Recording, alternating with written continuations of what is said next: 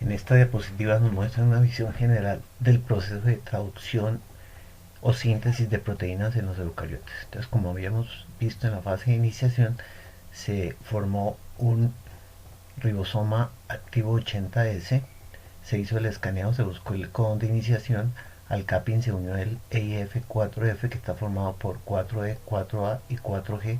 El 4A perdón, es el que se une directamente al capping. El 4G permite su interacción con las proteínas de interacción con las poliadeninas, de tal manera que el RNA mensajero adopta una estructura cíclica y el RNA mensajero activado se puede unir a la subunidad 40S para que después se una a la 80S.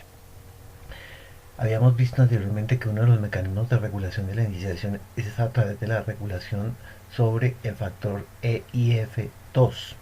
En este caso nos están mostrando otro mecanismo de regulación de la iniciación de la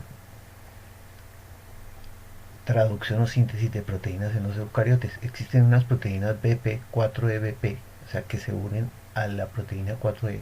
Hay varias BP, BP1, BP2, BP3, etc. Cuando se unen a 4E, la secuestran y no dejan que 4E se una al capping y no dejan que se ensamble el complejo 4F, por lo tanto que interactúe con la proteína PAP e interfieren por completo con la iniciación del proceso de traducción. Entonces, estas proteínas BP, o sea, que se unen a 4EBP, pueden ser fosforiladas por acción de diferentes hormonas, como insulina, el factor similar a la insulina, el factor de crecimiento derivado de plaqueta, la interleuquina 2, la angiotensina, a través de activación de diferentes quinasas, por ejemplo, mTOR-quinasa, por ejemplo, la MAP-quinasa. Entonces, esto lleva a la fosforilación por una parte de la BP.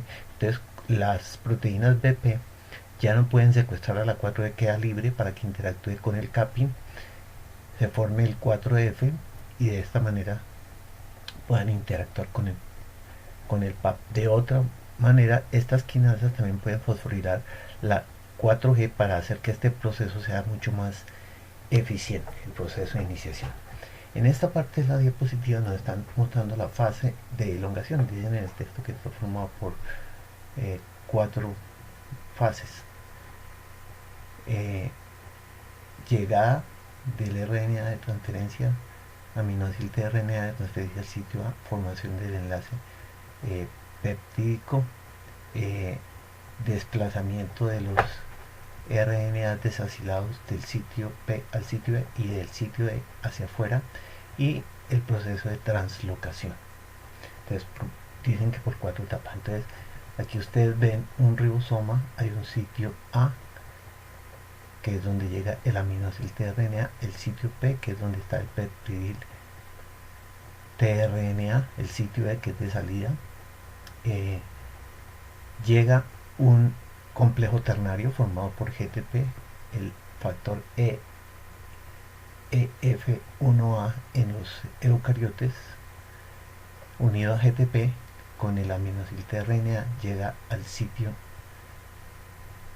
A, se hace un ataque nucleofílico del grupo amino, del aminoácido que está en el sitio A, se forma el enlace peptídico, la enzima ya sabemos que es el RNA ribosomal 28S, que es una riboenzima, es otro ejemplo de un RNA catalítico.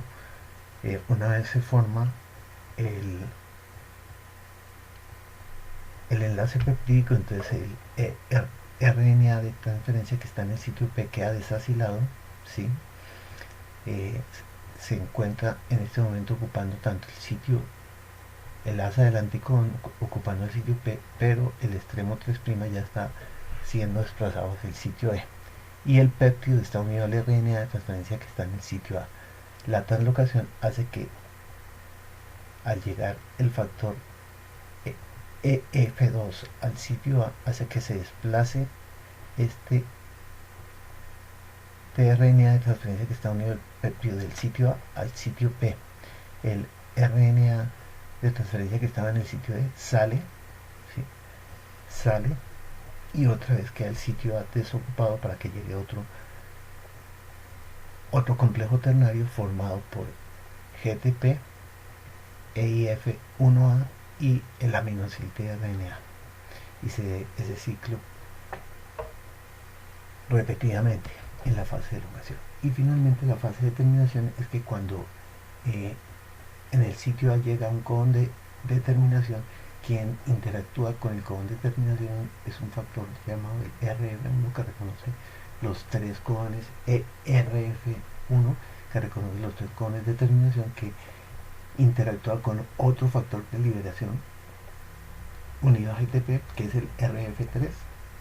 Entonces esa interacción hace que el sitio catalítico ya no sea un sitio peptidil transferasa, sino que se convierta en una hidrolasa, es decir, ya el ataque nucleofílico no lo hace un grupo amino de un aminoácido, sino que el ataque hidrofílico lo hace una molécula de agua, por lo tanto es una hidrólisis.